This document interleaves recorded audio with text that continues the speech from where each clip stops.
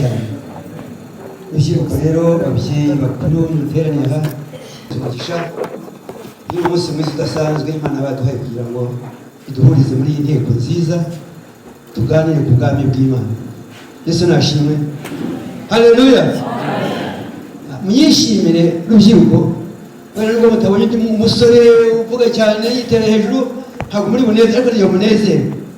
Abanyarwanda baravuga ngo umwana utaganira na se ntamenya ibyo sekuru yavuze. Ni byiza kuyo mwumve ibyo se avuga kuko hari bigiye kuvuga ibyo sogokuru yavuze. Haleluya. Yesu nashimwe cyane. Ngiye kuvuga ibyo sogokuru yavuze ntabwo mubimenye abuzukuruza be cyangwa se ubuvivuke. Yesu nashimwe cyane. Imana tuvuga ni Imana yahozeho kera kandi izahoraho ibihe byose. Yabayeho tutarabaho, yabayeho basogokuru batarabaho, ariko igihe igira isezerano iravuga ngo none we ugeze nishingire inteko nziza nzima izabonamo abantu uzaturana nabo muri iki gihugu. Yesu nashimwe cyane. Yitoranyiriza umugabo witwa Aburahamu, iramutoranya imukura mu muryango we w'Abakaludaya, iramubwira ngo siga so n'umuryango wanyu uzenge kukwereka igihugu. Haleluya. Umugabo arahaguruka yumvira Imana, n'ijwi ry'Imana rimubwiye arahaguruka n'ibye byose aragenda. Nta kana yagiraga ariko yari afite amatungo, afite abagaragu, we n'umugore we Sara bashaje bageze mu zabukuru barahaguruka. Imuha isezerano rikomeye cyane, iramubwira ngo nzakugwiza, nzakugira ubwoko bukomeye, niba uzi kubara bari inyenyeri ku rubyaro rwawe nzarunganya, uzangana n'inyenyeri zo kuja umusenyi mu kibaya cy'inyanja. Haleluya. Yesu nashimwe. Uko Imana yavuze niko yabigenje. Rero umugabo arahaguruka ajya mu gihugu cy'amasezerano. Amara imyaka, yari afite imyaka 75 ariko aza kumara imyaka yindi 25, yuzuza imyaka 100 yihanganye ategereje isezerano ry'Imana. Yesu nashimwe. Uyu munsi bano ni mwene data rubyiruko ruri hano tugiye kuganira ku ijambo ryo kwihangana no kwizera. Kwizera no kwihangana niyo ntwaro y'umukristo, niyo ntwaro y'urugendo rwawe, niryo cumu niyo nkoni ugomba kwitwaza umunsi ku wundi. Kwizera no kwihangana nibyo bizagushoboza kuba muri kiriya gihugu byanze bikunze. Icyo gihugu rero, icyo gihugu ni ngombwa kugira ngo umuntu wubashye Imana agituremo. Haleluya. Yesu nashimwe cyane. Umutwe w'ijambo ndavuga ngo akamaro ko kwizera n'inyungu zo kwihangana. Akamaro ko kwizera n'inyungu zo kwihangana. Ibyo bintu byombi bifite akamaro kandi bifite inyungu mu buzima bwawe. Abantu dukunda gucuruza tukunguka, turatunga iha zikagwira zikajya, ariko ibyo byose bisigara hano ku isi. Ariko izo nyungu, kwizera no kwihangana, hari ubutunzi bw'ahantu hatarahangana. Hafite ubutunzi buri hirya y'ahangaha aho turahangana muri isi. Yesu nashimwe. Tugiye gutangira mu gitabo cy'Abaheburayo igice 12 kugeza ku 8 aravuga aya magambo. Nuko natwe ubwo tugoswe n'igicucu cy'abahamya bangana batyo, twiyambure ibituremerera byose n'icyaha cyabasha kutwizingiriraho vuba, dusiganirwe aho dutegekwa kwihangana. Dusiganirwe aho dutegekwa kwihangana. Kwihangana mu rugendo rwawe, kwihangana mu minsi yawe urimo iyo ari yose, kwihangana mu buzima bwawe bwa buri munsi, kwihangana mu bikugerageza bitari bimwe, kwihangana mu ntambaro uhura nazo, kwihangana. Numara kwihangana uzahabwa ibyasezeranijwe. Uyu musaza navugaga yarihanganye imyaka 25, ayihanganamo, arayihanganamo, agera imyaka 100 ahabwa ibyasezeranijwe. Yesu nashimwe cyane. Haleluya. Dutumbe Yesu wenyine ari we banga ryo kwizera, kandi ari we ugusohoza rwose. Yihanganye umusaraba kubw'ibyishimo byamushyizwe imbere, ntiyita ku isoni zawo, yicara iburyo bw'intebe y'Imana. Amaso, iki ni cyo gihe cyo kuba maso. Isi iri mu marembera, isi irimo gusaza. Ntitujye tubona ibintu ngo niko bisanzwe. Igihe kizagere abandi binjiremo nk'igihe abandi basigare ku misozi hababoroga. Icyo gihe babirebaga nk'ibisanzwe. Umugabo Nowa bazi nk'imyaka 40 abwira abantu mwamfashije tukabaza, mwamfashije tukabaza. Inkuge nagakiza bene data, inkuge nagakiza. Urahamagara umuntu waje ugakiza ngo uzaza sura waryaka. Igihe cyawe ni iki? Ubona bucya uzize uko bizaruka bimeze. Ubona bucya ntabwo uzi by'ejo uko bimeze. Mwebweho nimuragera aho muvusha amaraso mu ntambara murwanya ibyaha, kandi mwibagiwe kwa guhugura kubabwira nk'abana ngo mwana wanjye ntugasuzugure igihano witeka hano, kandi ntugwe isari nagucyaha, nagucyaha ntukagwe isari, nagucyaha ntukivovote, nagucisha umunyafu ntukavuge ngo iyi Mana nasengaga none inka yagira apfuye, iyi Mana abaga mu masengesho none mwana wanjye daraciye haragiye. Oya, icyo ni ikintu cyose kigira igihe cyacyo, ikintu cyose kigira igihe cyacyo. Turi amatungo y'Imana, turi umurima w'Imana, Imana aho ishakira asarura. Umuntu nagenda mujye muha Imana icyubahiro muyishimire, ntimukitotombe. Yesu nashimwe cyane, ntimukitotombe, mujye mushimira Imana. Umuntu wese asarura aho yabibye, kuko Uwiteka akunze ariwe ahana, kandi akubita ibiboko abo yemera bose ko ari abana be. Akubita ibiboko abo yemera rwose ko ari abana be.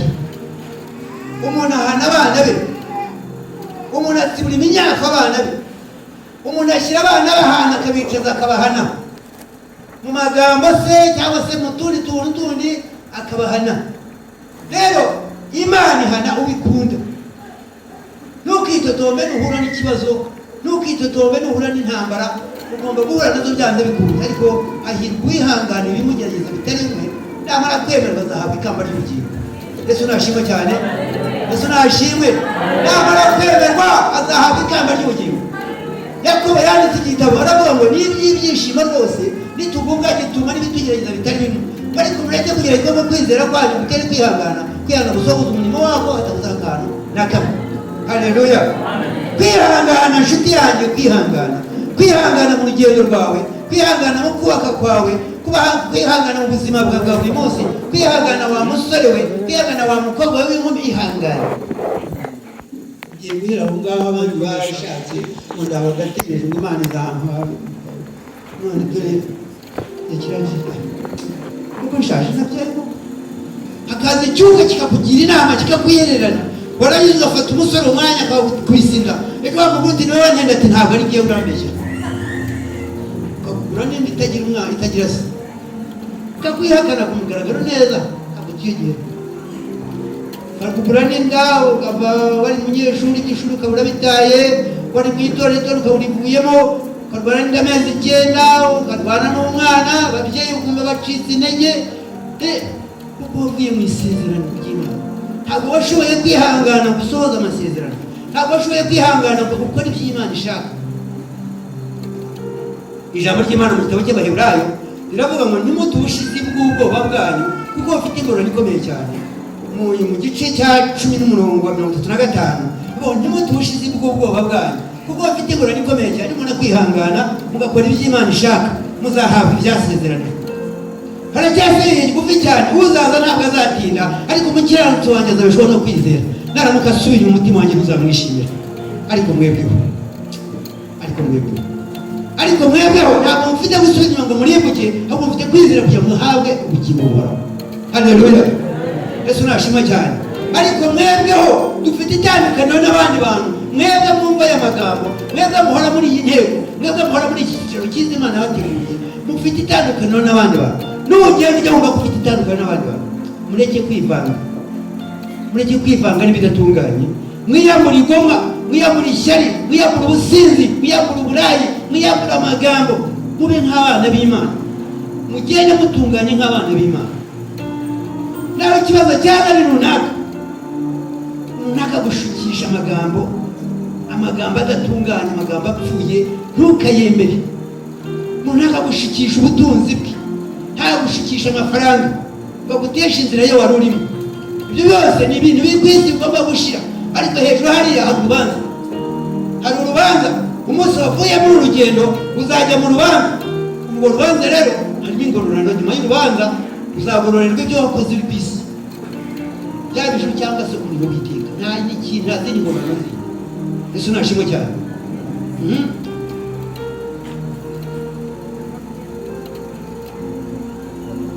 Nimwihanganira ibihano muba mugaragaje ko muri abana b'Imana. Mbese ni mwana ki udahanwa na se? Ariko niba mudahanwa nk'abandi bose, noneho muba muri ibibyarwa mutari abana nyakuri. Ibibyarwa ntabwo tukiri ibibyarwa, dukwiye kuba turi abana nyakuri. Dukwiye kuba turi abana nyakuri. Bibiliya ijambo ry'Imana rivuga ngo abamwemeye bakamwizera bahawe ububasha n'ubushobozi bwo kwitwa abana b'Imana. Abo ntibabyawe n'amaraso, abo ntibabyawe n'ubushake bw'umugabo, abo ntibabyawe n'ubushake bw'umubiri, babyawe n'Imana mu buryo bw'umwuka. Turi abana b'Imana mu buryo bw'umwuka, dufite isezerano dutandukanyaho n'ibindi bintu bindi. Ndagira ngo wiyambure ibyo bintu bya kera, ndi mwene runaka wari ugize rute. Oya, uri mwene Mana.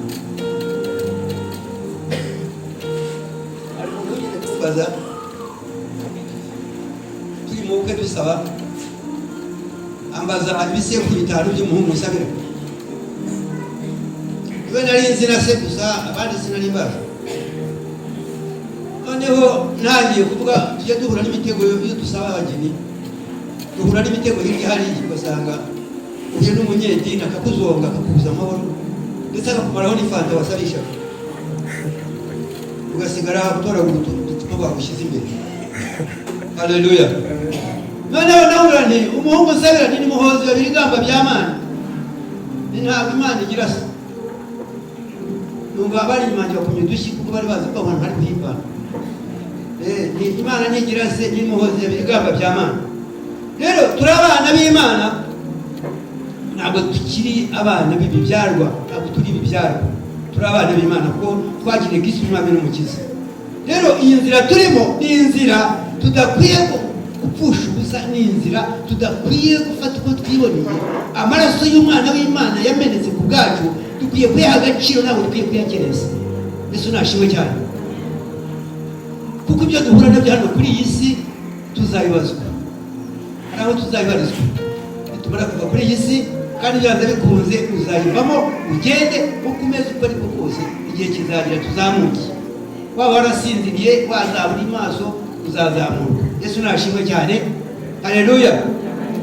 Zani ikindi cyanditswe Abaheburayo 6:10, kuko Imana idakiranirwa ngo yibagirwe imirimo yanyu n'urukundo mwerekanye ko mukunze izina ryayo. Ntabwo Imana yacu ikiranirwa, nshuti yanjye. Imana yacu ntikiranirwa ngo izibagirwe imirimo yawe. Kandi ijambo ry'Imana tubona ngo hahirwa bapfa bapfiriye mu mwami bakaruhuka imihate, imirimo wakoze ikajyana nabo ntibakurikiye. Ntabwo rero Imana izibagirwa imirimo y'uwakoze. Ntabwo Imana izibagirwa ineza y'uwagize. Ntabwo Imana izibagirwa igikorwa kizima wagize. Imirimo myiza, uharanira imirimo myiza, aba ari ikora kuriza uhesha ubwami bw'Imana. Yesu nashimwe cyane. Haleluya. Imirimo nshuti yanjye, imirimo niyo uzajyana nayo. Amafaranga uzasiga kuri konti, kuri banka, inka zawe uzazisiga, abantu basige, umugore umusige, umugabo umusige, ugende wenyine gusoma ukumvusho n'imirimo wakoze.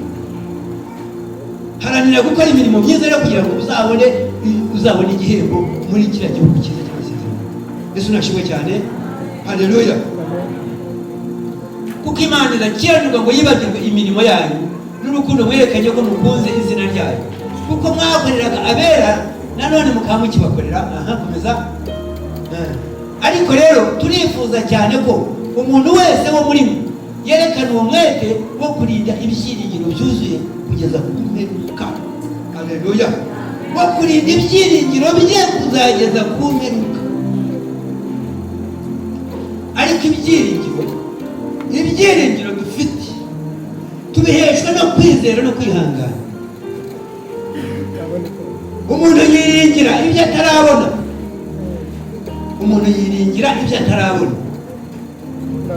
ukizera ukiringira yuko uzabihabwa mu gihe gikwiye, ahantu hatagaragarira amaso y'abantu, ntabwo ari ibintu birebeshwa amaso.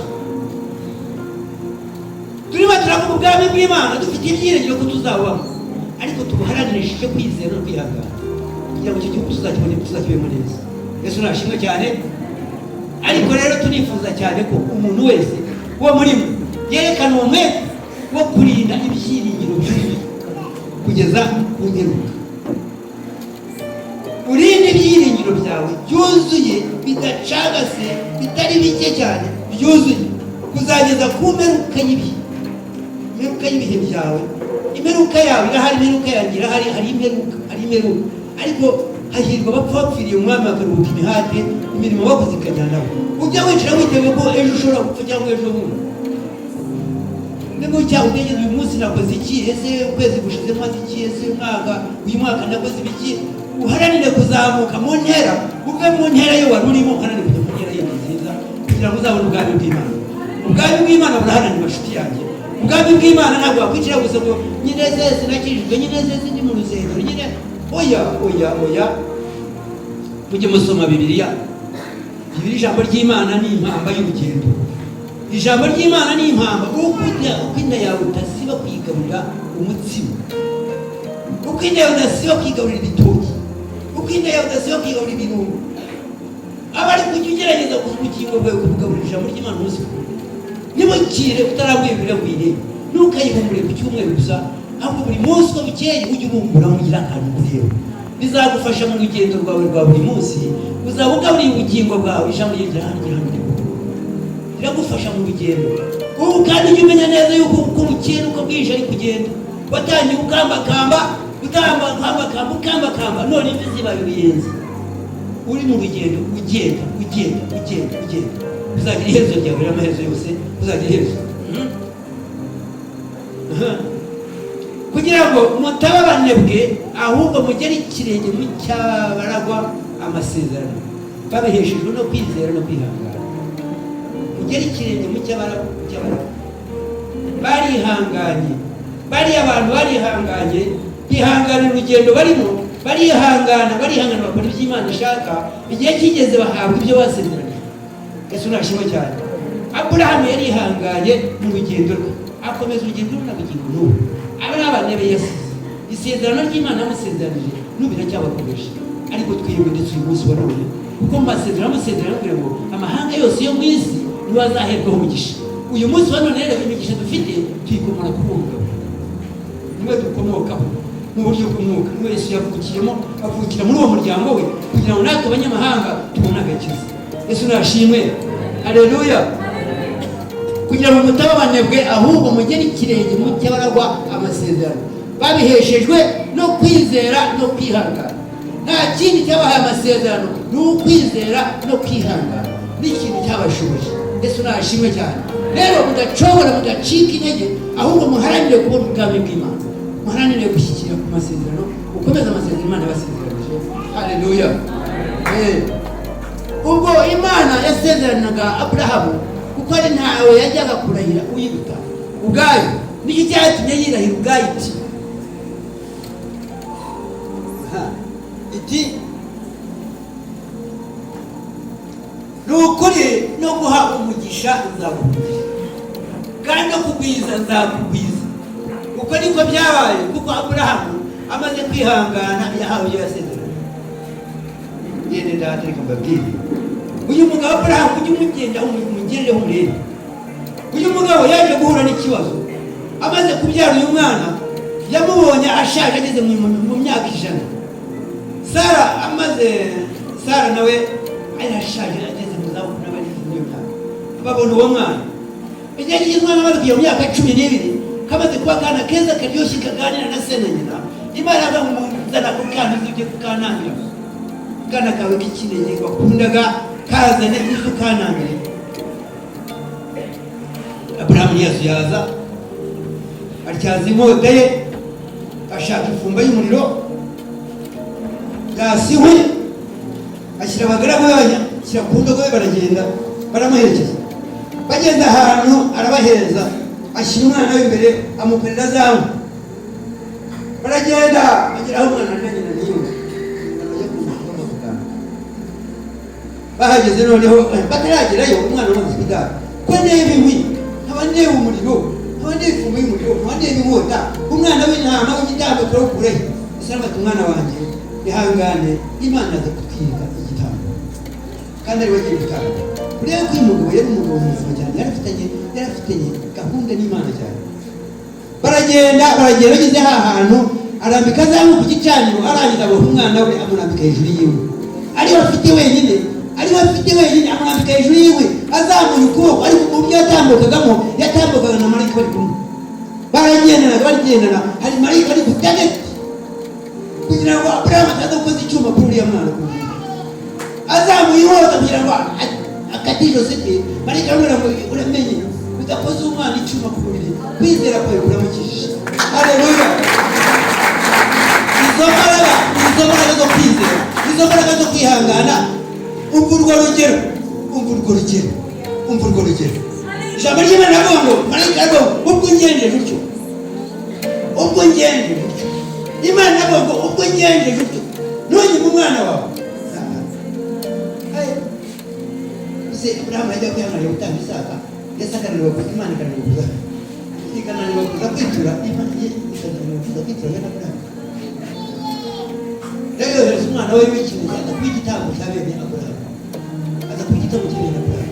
kuko Aburahamu nawe yemeye gutanga umwana we w'ikinege Imana yitanga umwana wayo w'ikinege kugira ngo aze gucungura bari mu isi Yesu nashimwe cyane ni ukuri no guhumugisha nzaguhumugisha kandi no kugwiza nzakugwiza uko niko byabaye kuko Aburahamu amaze kwihangana yahawe ibyo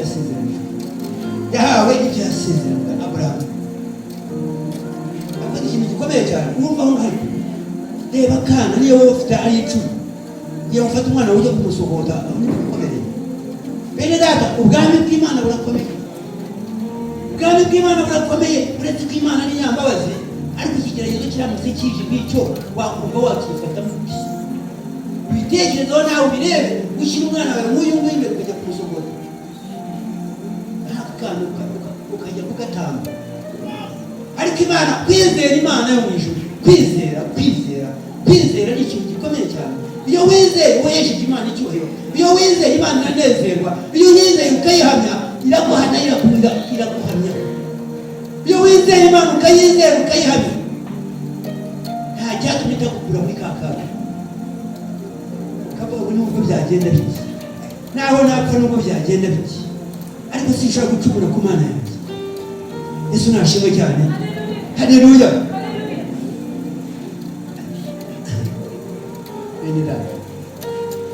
na Abaroma twebwe abakomeye dukwiriye kwihanganira intege nke z'abadakomeye nitwinezeze umuntu wese muri twe anezeze mugenzi we kugira ngo amubere inyunganizi twebwe abakomeye dukwiriye kwihanganira intege nke z'abadakomeye niwumva ukomeye mu buzima bw'umwuka cyangwa se mu buzima bundi busanzwe ujye wihangana intege nke z'udakomeye hano harimo n'urubyiruko kugira ngo abasaza cyangwa se amashigisha afite abafasha hano ni bake ariko bantu bashakanye bakwiye kwihanganira